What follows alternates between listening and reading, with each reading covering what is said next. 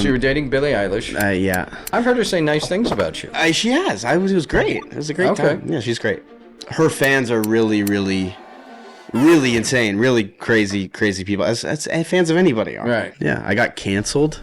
And they pulled up some old Facebook posts of mine when I was from 2010 of me saying some stuff that I thought was funny at the time. I got to do a lot of things that I wouldn't have ever been able to do. I got to I got to go to SNL and be there for the whole week. I got to go to the Oscars and fucking, meet people that I have only ever dreamed about that aren't even real. Like, these people aren't real, on the red carpet. And Samuel L. Jackson is behind me. The New York Times took a picture, and I'm sitting at this table, and in front of me is Chris Martin from Coldplay, and next to him is Jesse Plemons from Everything, and Dakota Johnson's there, and Miley Cyrus is on my left. Is another table, and it's Jeff Bezos, Steven Spielberg, and Leonardo DiCaprio sitting next to each other. And the Times took a picture of them, and I'm in the background of this photo. Like, these three guys are like titans of everything. Right. So you were born in Vegas. Born in Vegas, yeah. That's a legendary place to start playing hockey. Well, yeah. Las Vegas, Nevada. Yeah. It's like skiing in Dubai. Sand hockey, yeah. No, the thing, I was born there, but my dad played for a pro team there, the Las Vegas Thunder, IHL, which is what the AHL is now, I guess. The IHL is no longer a league, but he's not my biological dad. He's black. If you can't tell on the cameras, I'm not black. But my dad is. Yet. So one of these years, we're going to be able to figure it out. Yeah, he was on this team, and I was obsessed with him as a kid. I thought he was the best. And my mom, by meeting him after the games, that's how my mom met him.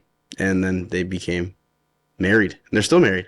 Okay. Yeah. That's good. I was playing hockey before I met him. I was like 2 years old. But yeah, played ever since. Forever. My brother still plays. Pro. He played in the NHL, my dad. Won the cup. Huh? Won the cup with Edmonton. Oh, really? Yeah. He's a big guy. I think I knew that. Yeah, I told you. I think I knew that because you were in Canada. That's where we bonded over the Chief. Yeah. Yeah, Squamish. Fuck the Chief, man. Fuck that city. I did not have to run up the Chief. Yeah. Did you go up there and smoke weed up there? No. I just went up there. I don't think we had weed when I was living in Squamish. I'm sure it was around somewhere, but we had a lot of Labatt's Blue. Yeah. Which I thought tasted great. The Canadian version. Yeah. Of it's all better. their beers. It's better. It's fucking awesome. Yeah. So, no, we just went up as part of the deal, checking it out when I first got there. So, no, but I was not in hockey training. I did not have to run up the Chief. Everybody has to go up there at least once. There's a lot of neo-Nazis in Squamish. What? Yeah. Well, when I was there. I was like the only Jewish person in the whole town. Oh my God. Well, I can understand that. Yeah. I can understand that because living there was no people of color. Yeah. Except a few of the people from Pakistan who was working in the mills and stuff. Mm-hmm. And all the white folks were mad because they now had management positions because they started doing scum labor. Yeah. And now they stuck it out. Now they're managing mills and stuff. Yeah. And the locals are hating them. It was a trip, dude. Yeah. I grew up in Los Angeles. My first grade class was 50% integrated. Mm-hmm. 32 students, 16 white, and 16 black, Mexican, and Asian. Yeah. So when I went up there, they said, when you go home, I was up there for months. They said, when you go home, you're going to have culture shock. I go, get the fuck out of here. Yeah. I come back, I go to some club that's got a lot of brothers and sisters in it, and I'm like, what the fuck's going on? Yeah. It was so weird. Yeah. I'd never lived in a place that was all white. Yeah. Haven't since. Yeah. And it was just weird, man. Yeah. Sense and sensibility of a bunch of white Canadians. Yeah, Squamish is a weird place. I went to the first party I went to as a team. We went out, and there would be these parties that the team would all go to. I played junior hockey in Squamish for the Squamish Wolf Pack. They're no longer a team anymore. But the first party we went to, the whole team went, and it was at a booster's house. And boosters are people that just give money to the team or whatever. Sure. And the whole town was there, and the town is like 16 people. And I have a Hebrew tattoo on my arm, and these guys that were in the town that lived there were the ruffians that lived there. They knew that, and they were trying to fight me. They tried to beat me up because I was Jewish. I had to leave the party. And they were calling me all kinds of names. Really? That you could hear on any day down Fairfax. So funny. So Not my experience as a Shagets. yeah, you can't say shake it anymore. You can't say Shagets anymore? Oh, okay. I was like, well, I didn't chick say Shagets. I didn't realize that goy was a bad term. Everything's a bad term. Wow. If somebody said that, well, you can't really say goy. Not to me. They were talking about. I go, what do you mean you can't say goy? I'm a fucking goy. Yeah.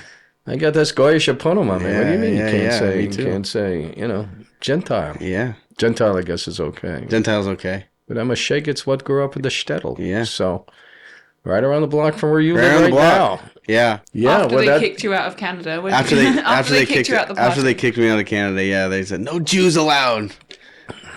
No, I left Canada when I was 21. I think I was playing for a team and I was really crazy story, but I was leading the league in all the stat categories as a goalie. I was a goalie. You're a goalie? Yeah. And that nose hasn't been busted all Yeah, I know. across That's your why face? I had the cage, but I had to get a specially made. My rabbi had to specially make a cage to fit this nose in here. So I was leading the league in all the categories, and the day before the trade deadline, I got released, and because a goalie that his family was on the board that lived in that town and wanted to play at home for his last year. And I couldn't find anywhere to play because it was before the trade deadline, and I got completely fucked over by this coach. I'll never forget it. But I was on the island. I was on Vancouver Island at this time, and I had to take the ferry. It was like at noon, and I got the call. I woke up because I would play video games all night. We'd practice in the morning. I woke up to like 96 missed calls from my mom because my dad played pro with this guy, this coach. And I thought somebody died. I'd call my mom back, whatever. And they said I got released, so I had to take... I was like, get me on the next ferry. The last ferry was at 2:00, so would have to wait till the next day. So I got on the 2:00 ferry without having a flight from Vancouver to Vegas, and it was like a 38-hour travel day, whatever. But I wrote a script the whole time that I was there about my experience, and that was like my first time doing any whatever the fuck this is that we do out here. And I was like, okay, yeah, this is something that I want to do, and then I moved here. That's it. That's when I got kicked out of Canada.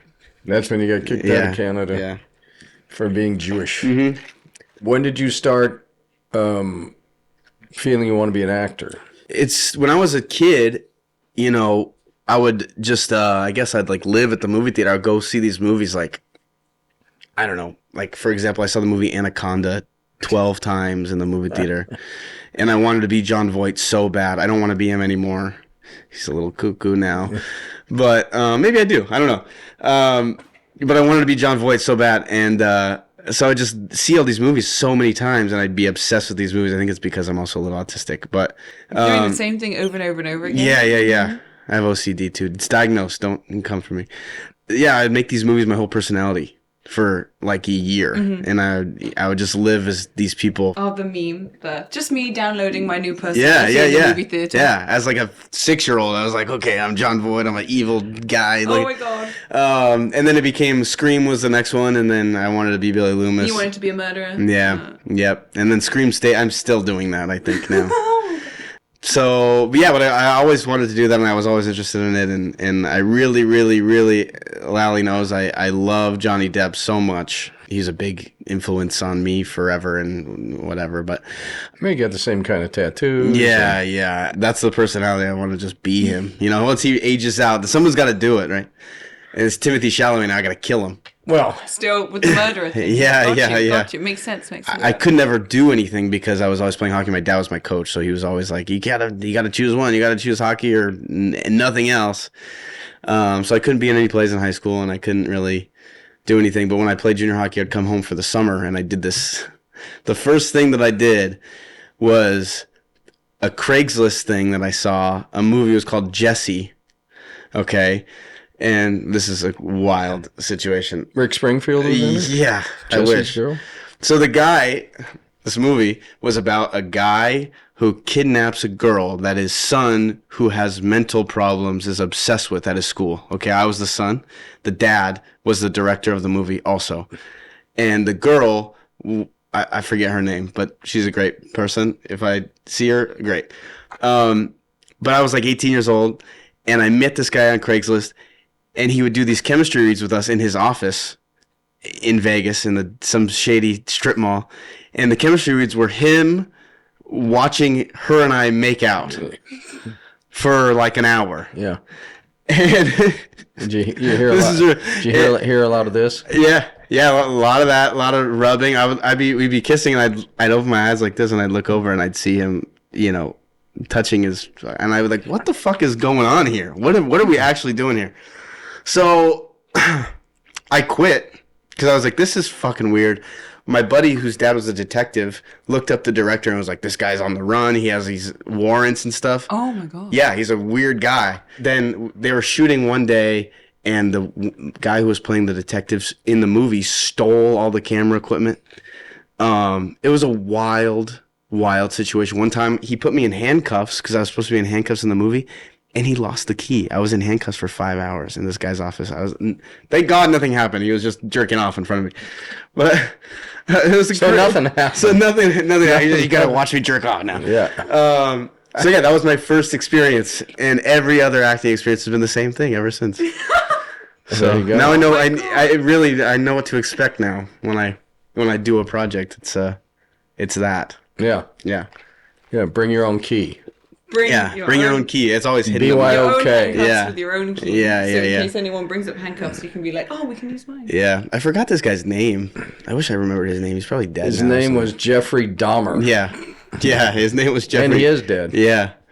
Rest in peace. Thank you for giving me my first opportunity as an actor. Thank you. I love that you went on Craigslist looking for it though. Well, no, that's how it used to go. Yeah. Oh, yeah, that's how it used to go. Yeah.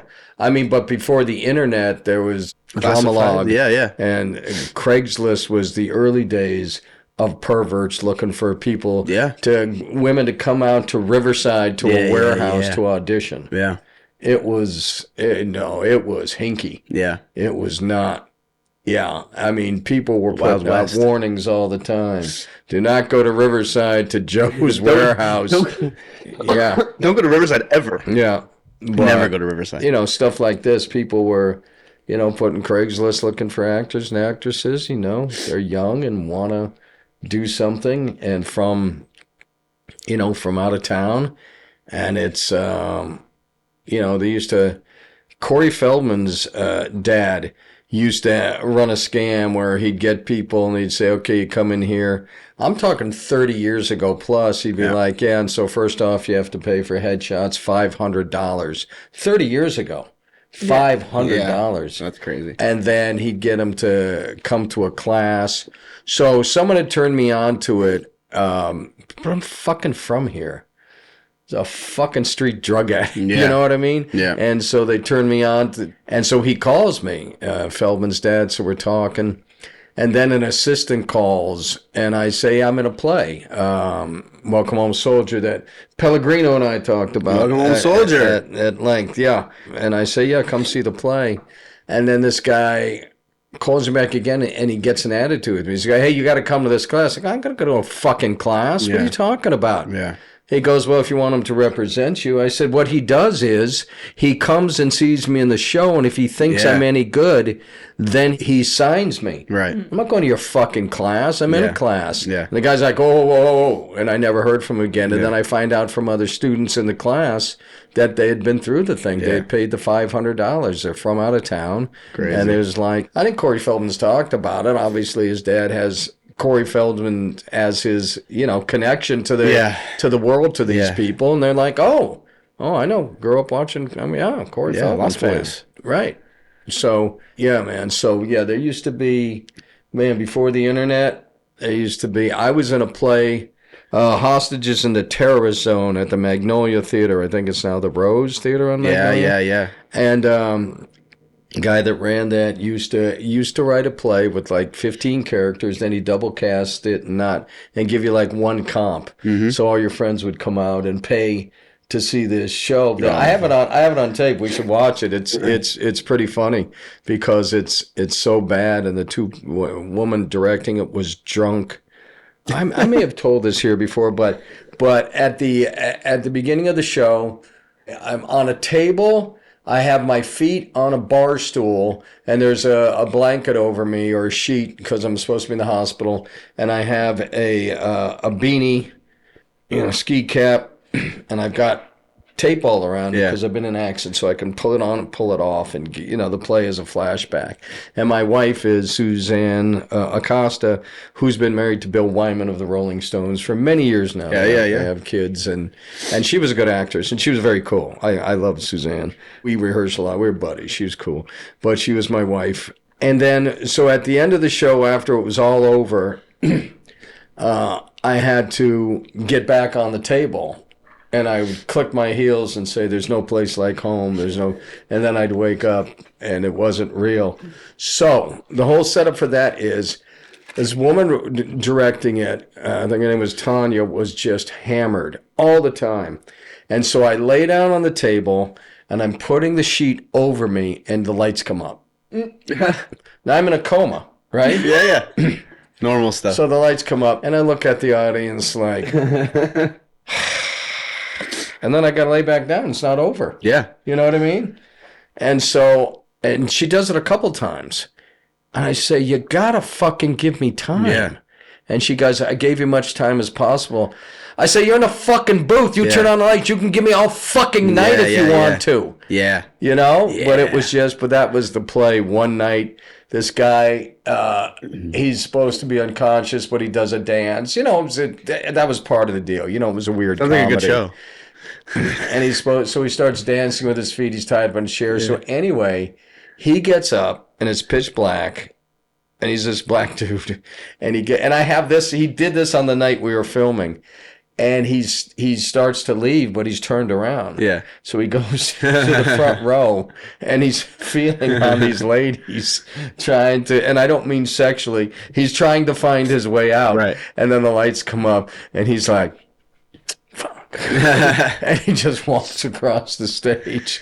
Anyway, so these people, he did that so he could just perv out on these young girls. He was an unattractive, overweight man, and he just had the keys to this kingdom here, this theater, and did all these plays. And it Hostages in the Terrorist Zone is what it was called. It's a great show. But anyway, I'm sorry we got on to what it used to be like 35 years ago. So it still is like... And in his early days, before the internet really, because you would be, even now, you could probably, people don't get warned and you can go out. Oh, yeah. You still see those castings where you're like, that's not real. Well, in Vegas, there was no laws. Like in LA, there's like agent laws and, there's no, you can be rep by every agent in Vegas if you want. And some of them you'd go and there'd be an open call and you'd do a monologue from whatever. And they would sign you. And they'd be like, okay, you got to do these headshots and take these classes. And it's $2,700. And if you don't pay it, you don't care about acting and you don't want to do it and you don't want to make it. And every place would be like this in Vegas. And that's why you had to look at Craigslist for Jeffrey Dahmer's castings. There's nowhere to find a good casting in Las Vegas. Or they were looking for like hot girls to be caddies on a golf course. Yeah. But unfortunately, I'm not hot or a girl, so. Well, yeah. Come on now. 50%. I have a little hair. 50%. Yeah. Come on. But you said you were writing the whole time. In Canada, In Canada. In Canada, Is that your main thing that you are pursuing now, right? No, I mean, I sort of had this motto where you got to do everything to do anything, which is kind of what I learned at Studio 4 is like one of the main things that got imprinted on me from that place, other than the trauma that I live with every day, is you got to do it all if you want to do anything. So when I would write this poetry stuff when I was younger, and I the first script I wrote wasn't this hockey thing. I wrote this thing called Dishonorable Discharge. And it was an army movie that I know nothing about the army. I don't know anything about anything. I was like, oh, the Bourne identity is cool. Let me just write this thing. So I wrote it freehand in a book. That's how I started writing. Yeah. And I was like, I don't know how to do any. I'm just going to write. I guess this is the only way to.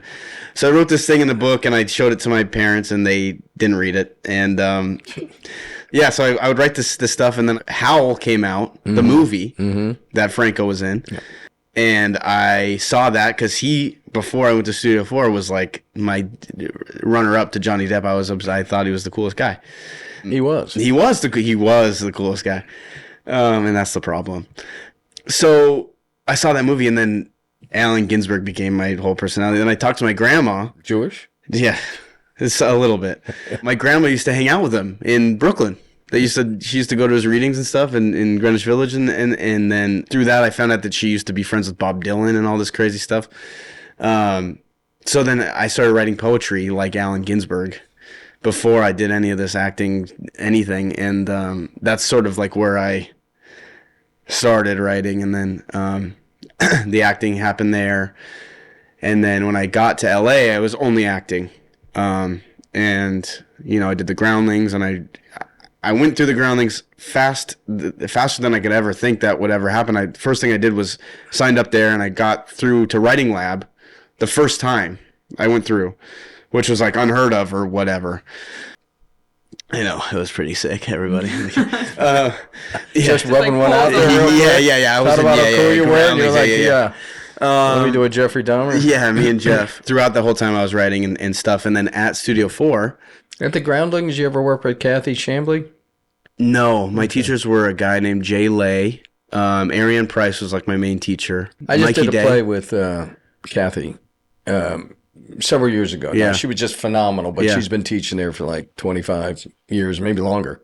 The name sounds familiar. It's there's so many people over there at the Groundlings. It was a great play. I mean, great play. It was really expensive, to do classes there as a young kid. But yeah, when I got to Studio 4, I was in Stacy Miller's class. Right. The first main writing thing that I did was at Playhouse West. There was a writing group, a writer's room for Rabbit Bandini, and Stacy sort of took me under her wing as like a what is that called? Protege. I love Stacy Miller. She's great. This writing room was with Rabbit Bandini and Maker Studios, which is closed now, but they made 10. Okay. And all that stuff. And this writer's room was to make, this is the whole thing. This is a crazy thing too. To make projects that James was tangentially involved in, but he was so busy he couldn't be in it. Right. But it had to be stuff that his name was attached to. Mm-hmm. So this writer's room was like me, Stacy Miller. Ryan? No. Moody wasn't there. It was another older guy who's a writer. All these professional writers. Oh, Dave Garrett? Dave Garrett. Yes, Dave Garrett. Yeah. And another guy who was a writer on American Crime Story. Like huge writers. And then me. So I show up to this thing not knowing what the fuck, anything, because I'm a fucking idiot. What am I doing here?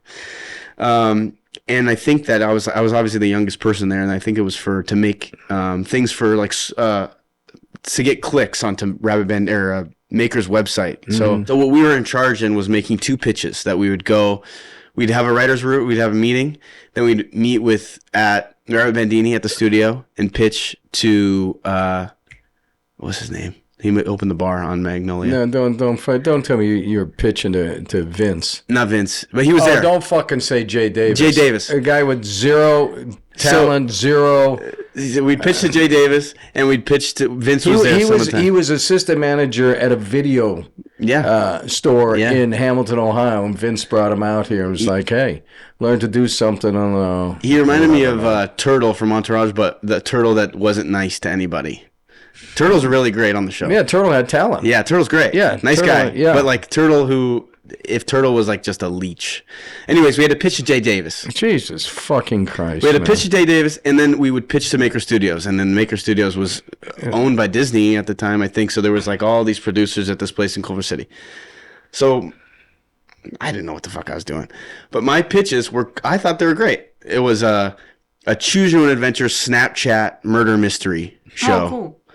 And it took place at Studio 4. Okay. And you could follow your favorite character in the thing and figure out the crime as following your favorite character. Right. Or you could follow around everybody to figure out who was doing it. And the killer was named Shakespeare. He had the tragedy and comedy mask on. And at the end of the thing, it was going to be revealed that James was the killer. Right. Because he was killing his students because they were taking his jobs because they were getting too good of acting teaching.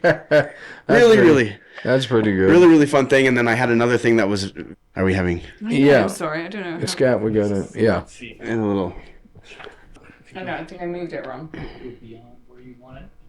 Oh yeah, let it drop down. I was like, he's in the middle of a story. I can't. It's fine. Yeah. It's fine. It's a good story. If you want to pull I like the concept. Oh yeah. And then the second one was a show about an assassin from North Korea that is hired to kill James because of the interview. Right. Comes to LA to take his class to get close to him, and then falls in love with acting. And is like a fish out of water, Beverly Hills ninja sort of thing, which sounds like Barry, the show, which is funny, really funny. And so, anyways, we never got paid for any of this. We made these pitches, of course not. Yeah, and we signed contracts and anything. Yeah. Brad Bandini went under, Maker Studios went under, and all these people went everywhere. And I found out a year later that Eli Roth made a Snapchat murder mystery taking place at a high school starring Vine stars right after this. And and another person's pitch was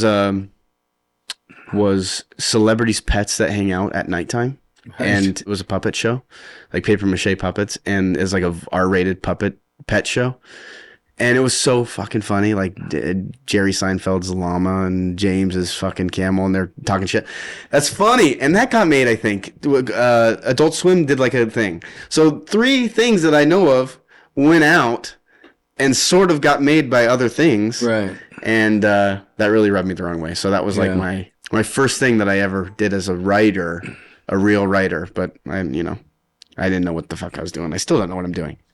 Yeah, it's obvious. Mm-hmm. So nobody knows what they're doing. Hey, Scott knows what he's doing. He's got his pressing buttons over there. Yeah, wouldn't be here. Yeah, trying to follow in his footsteps. Yeah. Well, cool. So, but you got some acting work. I mean, you've done some films. Yeah. Little Monsters was a thing I did. Yeah, that thing in Vegas. It was a thing, and then I did this thing, Itsy Bitsy Spider. Before I left to come here was like a really cool thing that went to Cannes. When I was really young, and that was really cool. And then when after Studio 4, James hired me and directed me in Mother May I Sleep with Danger, this Lifetime thing. Right. So that was cool that he hired me from that class to do that. And then after that, after Studio 4, I was like, fuck the industry, fuck all this shit, this is so stupid. And I found this theater on Lancashire. Okay. Zombie Joe's Underground. Oh. You know Zombie? Well, I know it, of course, but also... Because you're in the area. My girlfriend, the 4th grade. Yeah. She owns that block. Oh, really? Yeah. Still? Yeah.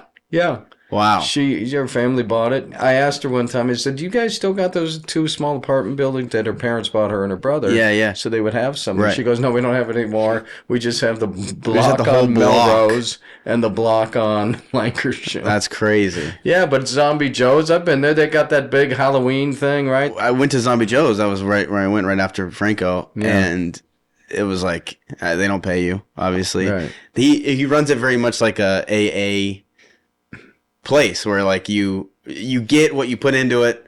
Everybody's working for everybody. Very blue collar theater. That's what we say over there, blue collar theater. But since I didn't have a real job and I could make money gambling, so I did every show there for like 18 months straight. And I did like 40 different shows. Did you ever work with Eric Prochnow? No. Eric's like 6'8". Did he work there? He did it. He I know he did some shows there. Yeah. I know he did. I think he did the Halloween show. Yeah. Anyway, no, Eric was a student of mine. Great guy. Yeah. Great guy. He's doing a Twitter show now. I love that. Yeah. That's funny. But shout out to Eric. Good dude, man. Yeah. Good dude. Big dude. Yeah. Big dude. Just got married. Congratulations. Yeah. This is your wedding present, Eric. It's me. But yeah, there was like we did like live sex acts on stage. It was really, really, really wild stuff. And for me, that was like the best thing because everything was so, regimented and everybody's trying to be famous at Playhouse West. And here it was like the weirdest of the weird. And there was nothing that we couldn't do. I saw some vampire show there. Yeah, there was. How long ago?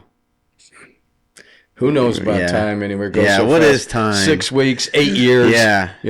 Yesterday. It was before the pandemic. Yeah.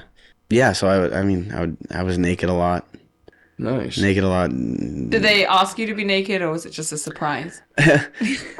the first thing I did was the Urban Death, which is like the big show there, and the show is set up where you do pure blackout, and then the piece comes on in the dark, no dialogue, and lights up on a vignette in movement, and it circles around, so there's like 60 different pieces on the set list through the whole show. So that's the first show, and that's the coolest show. I thought it was magic. It was great.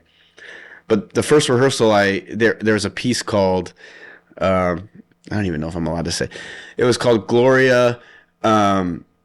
Gloria was a person there, and she would walk on stage and she'd just slap herself naked all over the stage, like like somebody that needed help.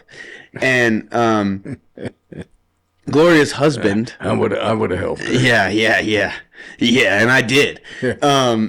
Gloria's husband was this guy Brett, who's a really tall, skinny guy, and so they did it together.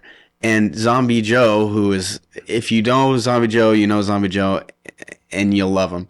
But he goes, "Hey Vorce, do you think you could be naked in this thing? I think it would look pretty cool if you could do it." And I was like, it was my first rehearsal, and I go, "Well, does it like fit the piece or whatever? Like, does it make?"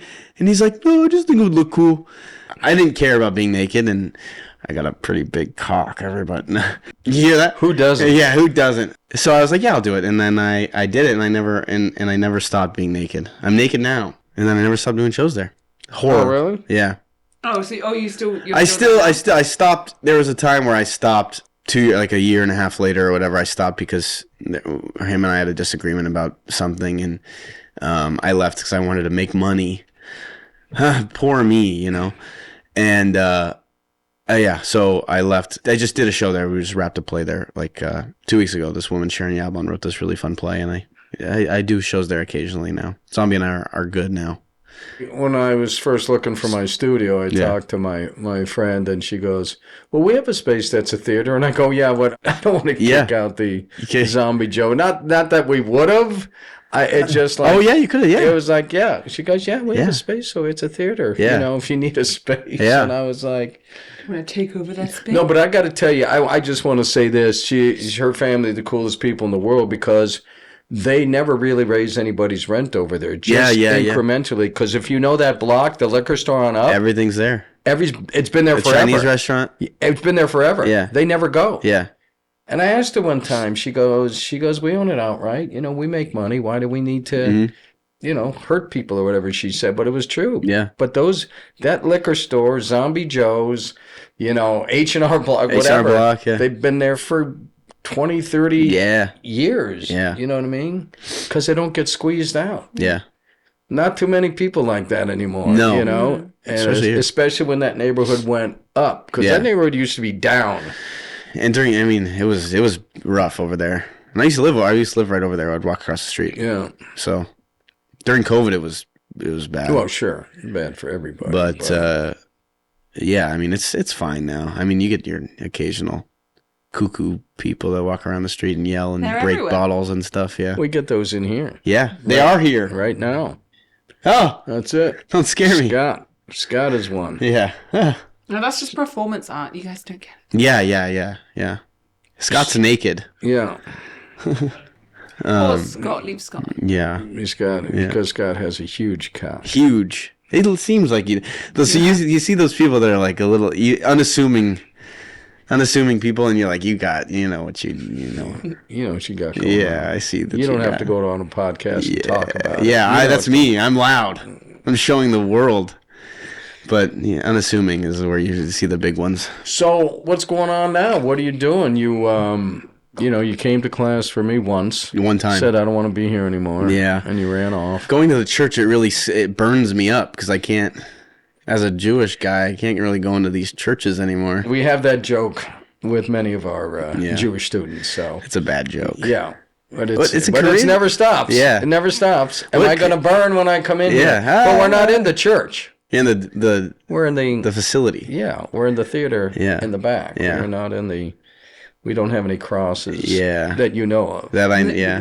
What church is it? Vietnamese? Is it Korean? What, that church? Yeah. I don't even know. That's so funny.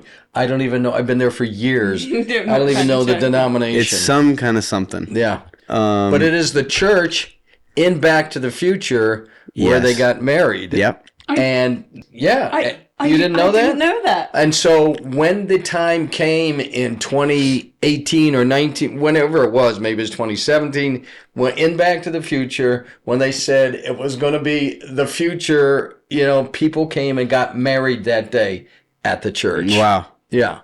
That's crazy. Yeah. Crazier things have happened, Mr. Dahmer. But, where's my handcuffs? yeah. Where are we? This is where he lived, I think, the guy. Yeah, I know some people who have turned around when they came to the church and not come to class because it was a church, but we're not affiliated. Yeah. They have the cool, 70-year-old stage in there with a curtain. I always said I'm a theater geek, man. We got a curtain. Yeah. We do our scene nights. We pull the thing. We rearrange the furniture. Yeah. I did a play in New York where they didn't close the curtain, and I was doing some movie. I'm doing an off-Broadway play. Yeah. Franco was directing. Ali Sheedy was my wife. Oh, yeah. And we're moving our own props, in the, it's funny because I pulled my back out during one show because I had to pull out a sofa bed. Right. And, I'm carrying something. I'm down like, oh, fuck. And then the rest of the show, I'm like, hey, how's it going? Hello. And Chevy Chase was there that night. Chevy. Because his daughter Kaylee was in my class. Right. So, yeah, that's our theater. I love that theater. I just love it. And I also love because we can film. We have so many locations there. We have old classrooms. Mm-hmm. We use the corner for an old-time police coffee break area. Yeah.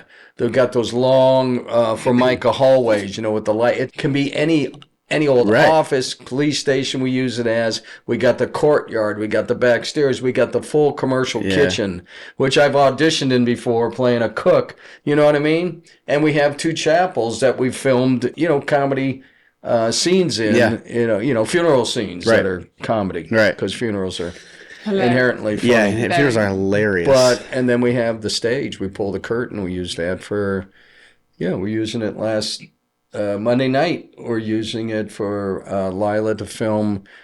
She was doing a monologue where she was meeting a choreographer. We had a table up there with 3 chairs, Verity, me, and Austin, her husband. Oh, was on my, congratulations. On my right. It just looks like a creative artist space. Yeah. Where somewhere a dance company would be. Right. You know what I mean? So I love the facility. But again, we've had people that have pulled up and left because, I didn't know it was here. I saw a church. We got a fucking church, dude. We got a fucking whole thing. We got a whole theater. We don't get into all the cult stuff until you've been there a while. Right. That's right. You've been watching Brian Lally, Hollywood Native. Now I want to talk to you about something I'm really passionate about, and that's teaching acting. So I co-founded LOLAS Acting School with my son, Kyle Lally Acting School. I've been acting for a long time now. I've 100+ credits on IMDb, hundreds of plays I've been involved with over the years, and I just want to share that experience with you. What we do differently here at LOLAS is we give you practical advice that you can use on a movie set, on a play, an audition, anywhere. We give you the foundation to build yourself as a great actor. If you come to us, you don't know anything, we can teach you everything you need to know to be comfortable on a set and to excel. Don't just listen to me. Look at what our students are doing. Daryl Wesley, who is writing on 2 hit shows, The Game and The Upshaws, and Ben Barrett, who is a series regular on The Politician, Megan Davis, who is playing Amber Heard in the Johnny Depp Amber Heard story. Come check us out. Yeah, you said, what am I doing now? I don't, good. I'm glad you start off with I don't know. You came to do a podcast. He stopped himself. Scott walked out. Yeah, Scott said, I've had enough of this. Yeah, this sucks. And he left. He's going to go put his clothes back on. Oh, no. No, leave him off, Scott. No, I wrote a movie called Give Me an A that it's on Tubi. Now the strike's over, I can talk about it or whatever. But it was a response to the overturning of Roe v. Wade. It's all about abortion. I wrote a horror piece of the anthology. I wrote a horror thing about it. My girlfriend directed it. I have a girlfriend. That was just really cool. I went to Cannes also and went to all these really cool. I got to do the festival run, so that was really great. And I wrote a feature about Zombie Joes that I'm going to direct and star in that we are going to do. Are you going to be Zombie Joe? No. No, I can't say who it is, but I have somebody really cool to be Zombie Joe. Did you work with Amir over there? At Zombies? Yeah. Amir. No. Okay. I don't know that many people from Zombie Joe's. Just the owner of the building. Just the owner of the building. And a couple of actors. So I'm doing that, and we're gonna shoot that, and that's amazing. But basically, it was just that feature and trying to get that going. But we had it. We were gonna start November 1st, and then the strike happened. Right. But we have a pretty good budget, and I got canceled. Well, I could see that. Yeah, I could see that coming. Yeah, I got canceled for What real. happened? I was dating somebody who. We know who you're dating. Yeah. Is that why you got canceled? Kinda. So you were dating Billie Eilish. Yeah. I think I don't know. So their hooks are into me. The Illuminati's real. They have me. They're texting me right now. I've heard her say nice things about you. She has. It was great. It was a great time. Yeah, she's great. Her fans are really, really, really insane. Really crazy people. As fans of anybody are. Right. It's short for fanatic. That's crazy. Right. But they're for real. And they pulled up some old Facebook posts of mine when I was from 2010. Of me saying some stuff that I thought was funny at the time, which, isn't funny now. Oh, it may still be funny. It's still funny, but you're not allowed to say it. Right. Only if you do, Yeah. So they pulled that up, and then they said that I was, racist and homophobic and all this stuff. And my dad is black, and my whole family's black, and my roommate's gay, and all this stuff. And so, that was really your roommate? my roommate. Yeah. Yeah, I'm an ally. So that happened, and that was really, really an insane time to see, People magazine write articles about you saying you're a racist, homophobe, and stuff like that, which is so far from the truth. I don't know. It was a wild, wacky time. Yeah, it just happens. It's funny because I asked you about Kathy Chambly I did the play with. I don't know, she's best friends, very close friends with Maggie. Oh, yeah. Her mom, yeah. Yeah, Billy's mom. Yeah. That must have been a wild ride. It was cool. I mean, there was things that, I got to do a lot of things that I wouldn't have ever been able to do. And Sleep with a rock star. Yep. And I'm the rock star. Yeah. Oh, is that where it went awry? Yeah. I played hockey. Yeah, I'm the one who's the real one. No, it was I got to I got to go to SNL and be there for the whole week, which was crazy, and and go to these shows, and I got to go to the Oscars and fucking meet people that I have only ever dreamed about, that aren't even real. These people aren't real, Yeah. Benicio del Toro's not real, Right. I'm name dropping now. It makes me sick. Well, that's what you're here for, man, to tell your stories. Yeah. Look, dude, I ran into people that, I'm really impressed by. My dad was an actor. I grew up with, I grew up seeing famous people come by the house. My dad played golf with a group called the Hollywood Hackers. Mm-hmm. And they were golf buddies with everybody was on TV when I was a child. Yeah. I hung out with a couple of Three Stooges. Yeah. You know what I mean? So, and I still get impressed by people. So, you don't got to be, Benicio del Toro's a fucking great actor. He's the best. And I was sitting there, on the red carpet, and in front of me is Javier Bardem, who's who's the best actor, and Samuel L. Jackson is behind me, and I'm waiting to go. I'm in front of what the fuck, I'm just a fucking idiot from Squamish. From Squamish, yeah. I'll never rep Squamish. There's a really funny picture. I went to this Gucci thing, and there was a gala they have every year for the arts. And this one year was, they were honoring Steven Spielberg. And I got to go, and Guillermo del Toro was doing a speech for him, and all these people were there. And the New York Times took a picture. And I'm sitting at this table, and in front of me is Chris Martin from Coldplay. And next to him is Jesse Plemons from Everything. and Dakota Johnson's there, and Miley Cyrus is on my left, and all these. It's crazy, and I'm just a fucking idiot, like I said. So I'm sitting there like, oh fuck, I don't know what to do, you know. And there's a really funny picture of right below me is another table, and it's Jeff Bezos, Steven Spielberg, and Leonardo DiCaprio sitting next to each other. And the Times took a picture of them, and I'm in the background of this photo, like eating a fucking scallop or something. And these three guys are like titans of everything. Right. And in the background over Leonardo DiCaprio's shoulder is my fucking mug. I think I posted it. I was like, a picture with my three really good friends, you know? But, you know, things like that, which was like so crazy. And then there was a time at that party where I was left alone, and Chris Martin was also left alone. And he talked to me for like an hour and a half. He's the nicest guy in the whole world. I fucking love Chris Martin. Yeah. Seems like nicest guy in the world. He was so nice. And he does that the solo acoustic version of Viva La Vida on Howard Stern. Yeah. And he's so humble while he's doing it. But it's fucking, I love that version best. He's fucking unbelievable. Anyway, so you talked to him for an hour. I talked to him for. He's a tall guy, right? Not really. Really? Yeah. So yeah, he told me that you know, he was married to Gwyneth Paltrow, and she was a super famous person, and he, you know, was just her husband at some times.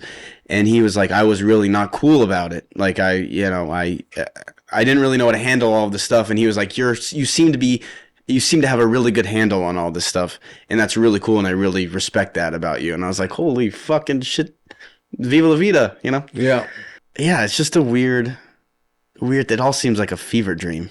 Did you guys get to go on dates? Were you able to go places? Go Yeah, out to we eat? were. It was like, you know, we dated for like a year and a half, but it was like during COVID most of the time. And, you know, it's hard. It was anytime we had to go anywhere, we had to either plan it out and get a secret room in the back or go to a place that, you know, she knew the owner. Plus she's vegan. So, Woo.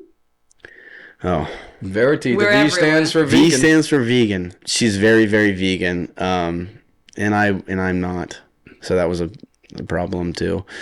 But you know, my dad was a hockey player. I ate steak and potatoes all the time. So yeah, Was this contentious in the relationship? Went on. I'll have the vegetables. I'll have the side of beef. yeah, no, I ate vegan when I was around her because I'm respectful and I'm a gentleman. It's fine. It was fine. It was a fine time to eat vegan. It was fine. But yeah, we were able to go out, and every time we went out, there would be people there taking photos. Like the first time we went out, we went somewhere, and these women that were like in their 40s. We went to this restaurant, and What restaurant? Pura Vida. Oh, I love that place. Yeah, Pura Vida. You would. Yeah. Yeah, It's a vegan Italian. They have some pasta there. But the first time we went there, and we were sitting there, and these women were like with their phones, like fucking like this, taking like, It's like, what are you doing? You know, get real. And so that was really weird. And then when they posted my picture, she was telling me that in 2 seconds everyone's gonna figure who I am, and I was like, no chance, they don't. And then they did, and then it was hell for a long time. Her PR person called me on the phone once everything went public, and she goes, she was British, and she goes, Matthew, and I said, yeah, and she goes, well, do you have any skeletons in your closet? Because, you know, someone's going to find them. And I said, I don't know. I don't think so, you know. And she goes, okay, well, delete all of your stuff if you do. And I said, okay. And I guess didn't. I didn't. I didn't remember saying something to my friend 10 years ago. Yeah. Which you don't have to. You know, it's like Chappelle from the special when he comes out and he goes, who is this? Yeah, you know, I'm stupid and I'm going to dig up stuff from 20 years ago. I'm going to ruin that. Who is that? Oh, Donald Trump. No, it's you. Yeah. Have you seen that? Oh, yeah. He just talks about, you know, everybody who wants to just cancel Just get people mad for for something yeah. they did 20, 30 years ago when they were 15. Yeah. You know? Oh, you said this and you meant it. Yeah. I was 15. Yeah. You know? The thing that happens when someone gets canceled or whatever is these people find you and then they send you messages that are 8,000 times worse than anything you've ever done. And, you know, they'd tell me to kill myself. They'd say they were going to come kill me. They say, anti-Semitic stuff. They found out I was Jewish. They called me the K word all the time. I direct too now. And I was directing these music videos for my friends, this band Palais Royale, and shout out Palais Royale. And the budget was like $140,000 for these videos, and it was like a big budget, and I had never worked in anything like this before. We were scouting the location the night before, and this was when my phone number got leaked that day. And I'm scouting this location, and I got 20,000 phone calls in like 10 hours. Like legit, my phone blew up. I had to go get a new phone. Then that's why you got the 310. That's why I got the 310. thought just because you were cool. Yeah. Because you had the 702. Yeah, I had to get so, and also on that same day, my parents' address got leaked. I got fully doxxed or whatever. Oh, God. And Your poor parents. yeah, so they said that they were going to burn. There was a bunch. I had like 1,000 voicemails of like, we're going to go to your parents' house. We're going to burn the house down with them inside. Or we're going to kill your whole family. We're going to Did they say why? Just because I'm dating their favorite singer. That's why. I have everything saved. Every message ever saved. My dad is a psycho, and I told him, I was like, hey, our address got leaked, and people are saying that they're going to come kill you guys. And he's like, good, let them. I'll be outside. And it's all like, with a hockey stick, cutting people's eyes out. It's all like also girls. They're all like 15-year-old girls that are saying this stuff on my phone. Like, it's fucking crazy. It's crazy. And then the craziest thing of all of this was, sounds like a Twilight Zone. There was a group of fans that conspired to like get me arrested, I guess. And they said that I was asking underage girls for nude photos, which obviously never happened. They were photoshopping Instagram DMs. Oh. And as if I was doing it, and they would make these fake accounts of me and ask each other for nude photos. And then, so somebody infiltrated this group and sent me all receipts of the text messages. They're like, okay, today we're going to put this thing out. And if that doesn't if that doesn't gain anything, we're going to put this thing out. And then if this would, so like they had this whole plan to like get me fucking whatever for like child porn or whatever the fuck. And I found all this out, and before that, there's a website called Dumois, which is like a gossip column that has 1 million subscribers. They have a show on HBO now.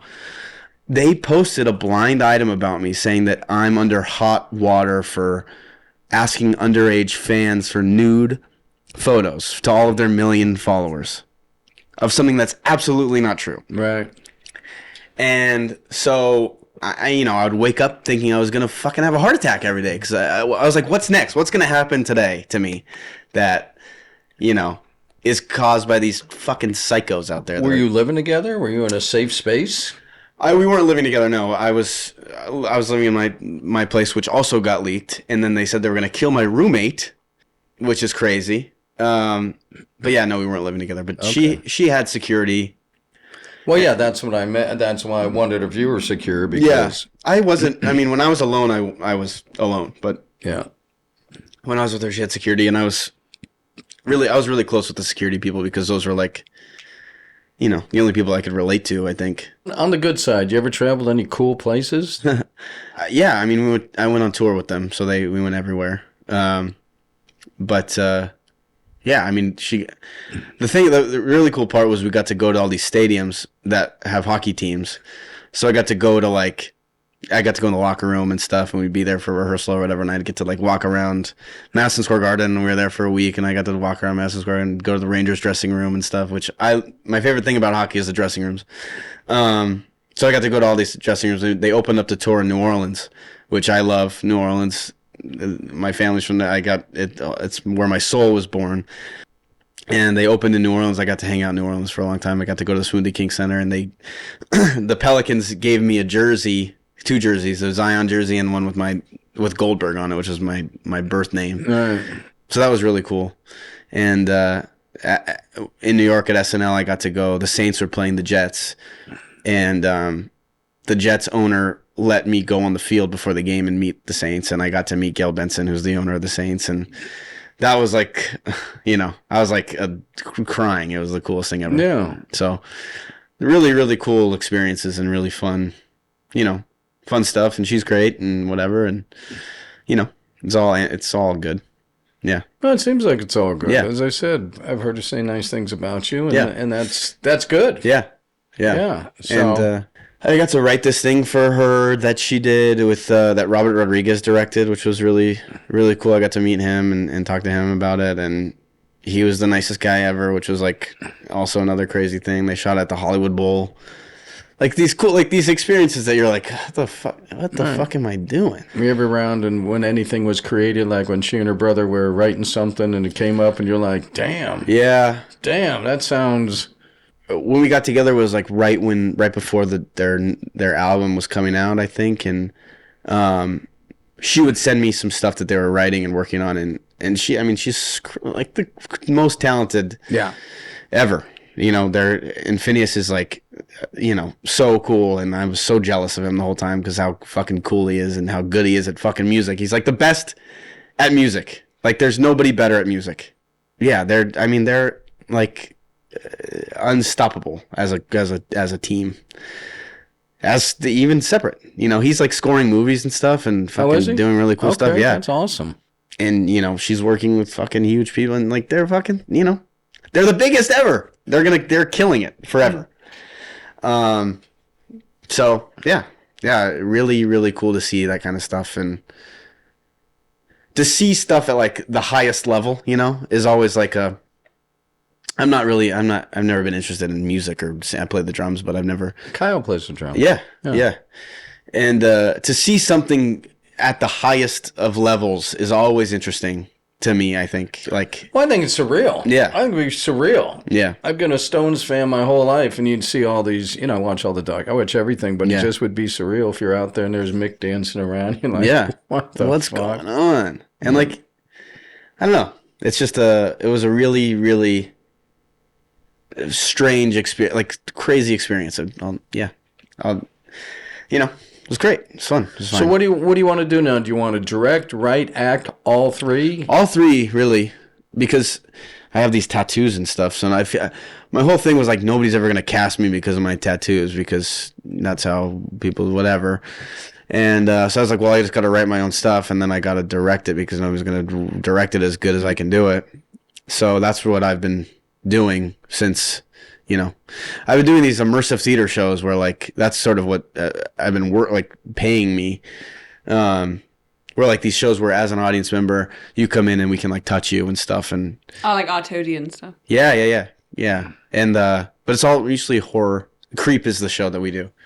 Is that at Zombies or? That's not at Zombies. No, it's like at a new location every year. But this company JFI that I've worked with, they do like activations for like studios and stuff. We did one for Jordan Peele. We opened up at Universal and stuff, and Universal Studios. Yeah. That's where her husband works. Yeah, my husband's a VIP tour guide at Universal. Yeah, we did the Jupiter experience there. Did you say Jew. Opposite is black people. Same thing. Jupiter's Claim was where they go on the tour. Yeah, oh my gosh. That movie, I love that. Nope, yeah. But we did like a experience for people to come walk around, and we were like living there in the town and stuff. So that kind of thing. But so how do you get into that? From Zombies, right? Because we did immersive shows there where the audience would come into that little place and like we touch them and whatever, and I'd. And do you have a part in the creative process of that? For Creep, there is, yeah. So there's a script, and my roommate is the writer. Okay. There's a script. Thank God he didn't get killed. Yeah, thank God. But yeah, they have a script, but when everything's different based on like the audience member, obviously. So like the show where I met Billie, actually, she saw the show. In that show, I was in this room that they built for me. We were doing it in a warehouse, and I was a serial killer that would cut people's hair, and they would come into my room, and I had a camera, an old school VHS camera, and I'd jerk off in front of them, and I'd do all this crazy shit, and I would cut their hair for real. So you did learn something from the first thing you did. Yes, yeah. It influenced It all your comes, work. yeah. And I would cut their hair, I'd eat it, and like throughout the night, I'd see multiple people, and I'd spit on the wall, and I'd glue their hair on the wall and my spit and stuff. So like that kind of thing of people like, and it was a fully open world show. So as an audience member, you can do whatever you want. And there's all these different rooms you can go in, and there's no really track. You can do whatever. So I think that's like living in the thing is like the cool thing for that. Yeah. It's awesome. And you get to have these moments with people where like, instead of you're on a stage or in a movie or whatever, Right. you have real moments of somebody where you're like, it's only you and them, and it's only you and that person having that moment. It's not for anybody else. And I think that's a really cool thing about that, where, you get special little, I don't know nuggets, special nuggets. Right on. So that's what you're going to continue doing that. Anything in the hopper? You said you're going to direct this thing coming up. Yeah. It's about my time at Zombie Joe's. It